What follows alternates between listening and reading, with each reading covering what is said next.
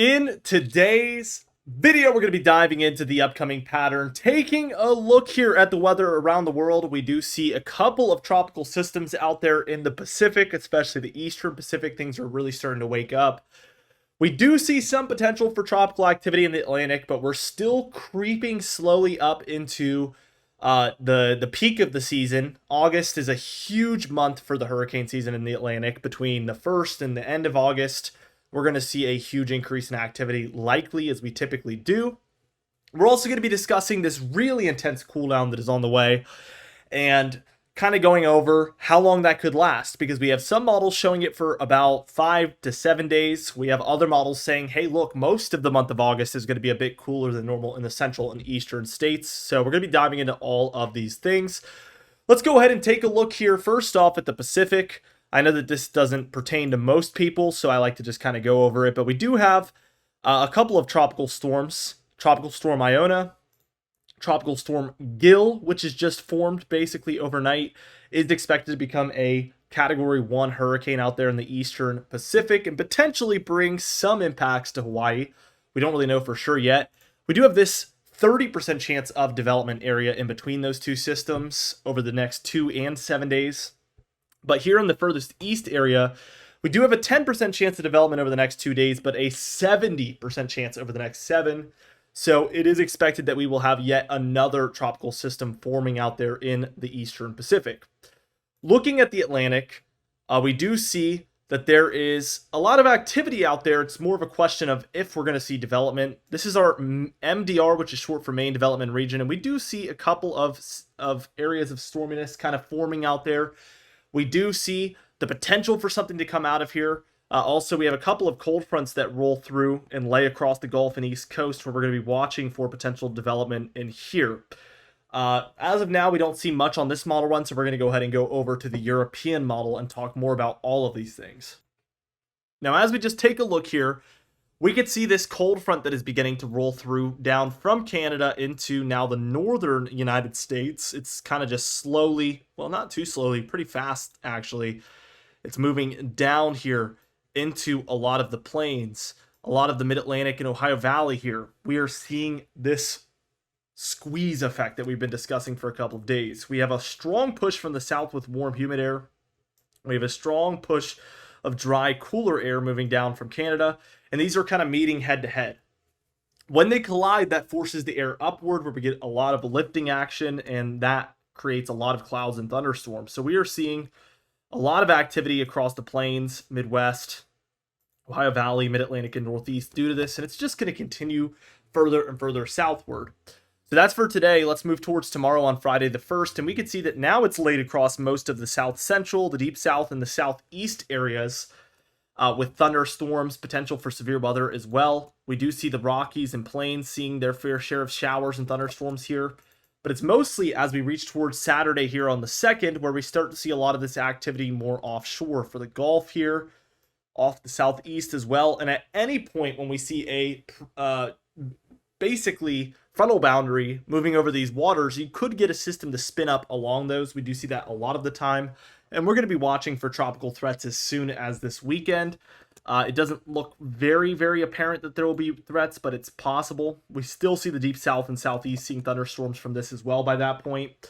Now, what we're going to go ahead and do is move this towards Sunday on the 3rd here, and we do see again this deep south, southeast area is seeing plenty of thunderstorm activity in here. Also the plains seeing thunderstorms.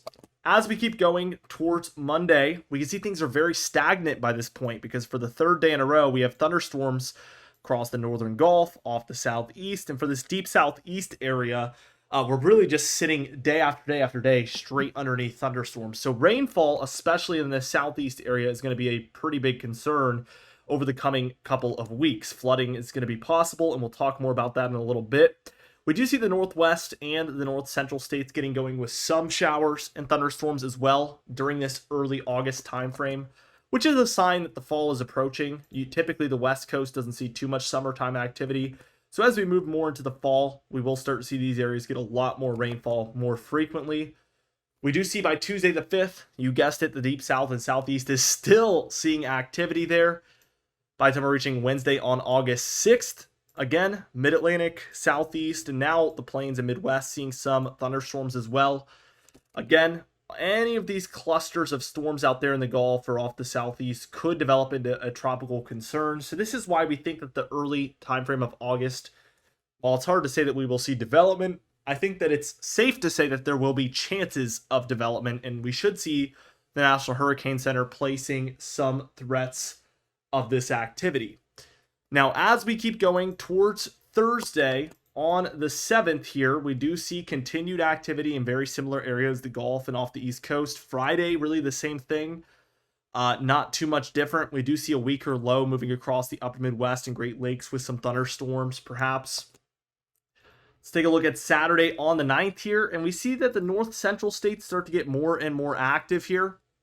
Thunderstorms across the plains and Rocky states, the Midwest here, definitely going to be concerning. And then off the southeast and off the Gulf, we still see activity by the 9th. So you got to imagine if we stack together like 10 days of activity in the same exact area, that we could for sure expect to see the potential for tropical development, especially when it's that many days in a row. Sunday on the 10th, same thing, Midwest, Plains, Great Lakes.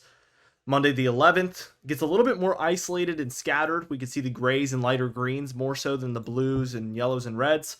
This is indicative of more isolated thunderstorms occurring, so we do slow down a little bit there.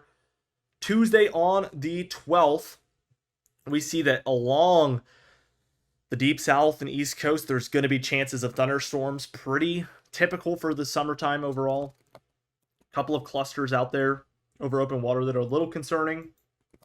As we keep going towards Wednesday on the 13th, not too much different. We're just going to move along. Thursday the 14th here, we start to pick up with a little bit of heavier activity across the deep south and southeast again. A cluster sitting right over the Gulf there could be indicative of a chance down the road. And then for the next day, it looks like we're going to have a lot of the same on the 15th there. Looking at the total precipitation, the most concerning area by far is this mid-Atlantic, southeast, and deep south area as far as the total amount of precipitation, although we still have decent amounts across the Midwest and plains areas.